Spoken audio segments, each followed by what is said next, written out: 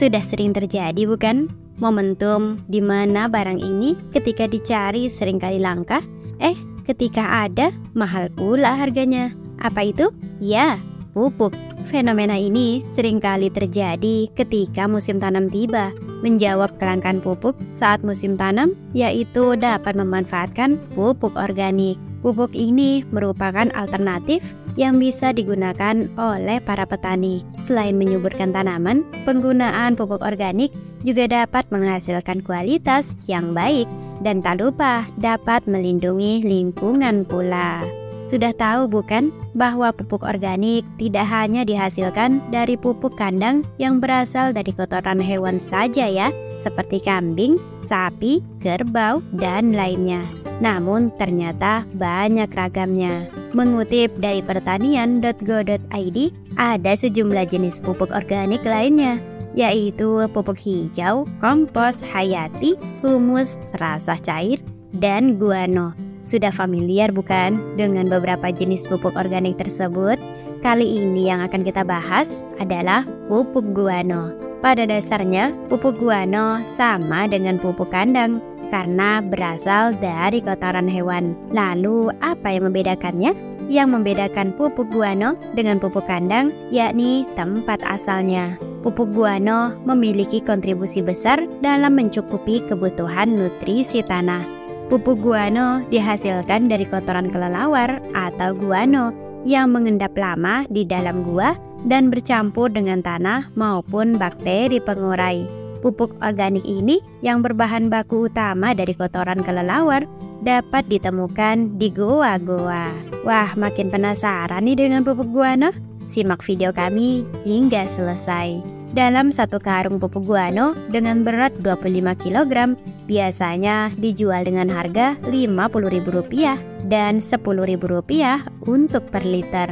Di Indonesia, bahan pupuk ini dipanen di daerah Sulawesi, Maluku, Kalimantan, sebagian Sumatera, Madura, dan Nusa Tenggara. Di Sulawesi Selatan, Kabupaten Maros dan Bone merupakan penghasil bat guano terbanyak, sehingga Karantina Pertanian Makassar akan terus bersinergi dengan pemerintah Provinsi Sulawesi Selatan agar ekspor ini dapat terus ditingkatkan.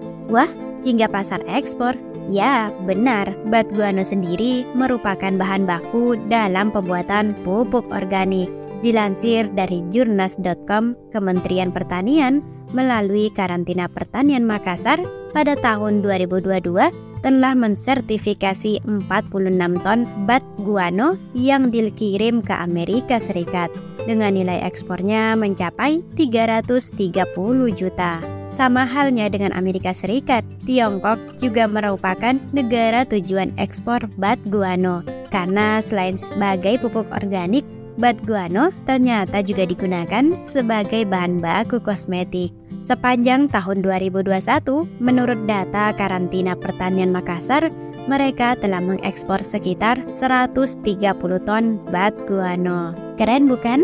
Tak hanya itu, Jawa Timur juga merupakan salah satu daerah pengolah terbesar di Indonesia, yang dilansir dari rejogja.republika.co.id. Karantina Pertanian Surabaya untuk pertama kalinya memfasilitasi sertifikasi ekspor pupuk asal kotoran kelelawar atau bat guano dengan tujuan Australia.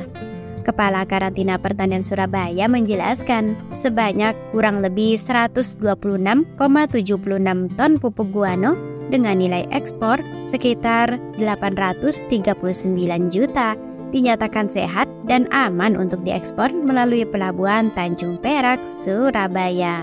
Wah, ternyata keren juga ya. Lalu bagaimana dengan sejarahnya? Dilansir dari buku pembuatan pupuk organik guano kelelawar, guano pertama kali dikenal di Peru pada tahun 1850 hingga 1880-an sebagai barang perdagangan. Pupuk ini juga dipanen di sejumlah pulau di Samudra Pasifik seperti Kepulauan Nauru dan Cinca. Pulau-pulau tersebut merupakan tempat tinggal bagi burung laut masal, begitu sebutannya. Di Pulau Nauru dan Cinca terdapat pupuk guano hingga kedalaman beberapa meter. Ternyata selain 2 pulau tersebut, ditemukan pula tambang guano di Samudra Hindia, tepatnya di Pulau Natal. Pekerja tambang guano di Samudra Hindia berasal dari Asia, seperti Malaysia dan Singapura. Hingga saat ini, pupuk guano masih eksis, terutama di Indonesia. Mengambil kotoran kelelawar tak boleh sembarangan. Berikut ini tipsnya. Sebelum mengambil kotoran kelelawar, hal yang menarik adalah mengolesi tangan dengan debu dari lapukan bebatuan. Hal ini berfungsi untuk menahan kutu-kutu dari kotoran agar tidak masuk ke dalam kulit. Pengambilan kotoran ini dilakukan setelah beberapa bulan dan sudah mengalami fermentasi. Jika pengambilan dilakukan sebelum mengalami fermentasi dan masih baru, saat itu kotoran kelelawar mengandung amoniak yang masih sangat kuat, jadi tidak dapat langsung digunakan sebagai pupuk tanaman. Selain itu, dengan dibiarkan beberapa bulan, maka kotoran kelelawar akan terfermentasi secara alami. Proses tersebut membuat kotoran kelelawar sangat kaya nutrisi untuk digunakan sebagai pupuk. Ciri kotoran yang sudah bisa diambil dan langsung diaplikasikan adalah yang sudah kering, hancur, dan aroma yang sudah tidak terlalu menyengat hidung. Lalu bagaimana dengan manfaatnya? Kandungan yang terdapat dalam pupuk ini yang sama dengan NPK disebut dapat digunakan sebagai fungisida alami bagi tanaman.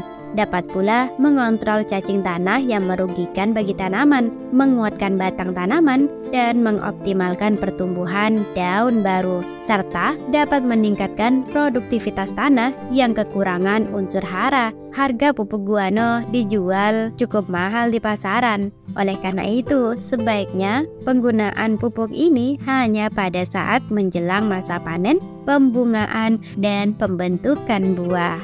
Itu tadi sedikit informasi mengenai pupuk organik guano. Bagaimana? Apa ada yang sudah mencobanya? Salam sukses. Terima kasih telah menonton.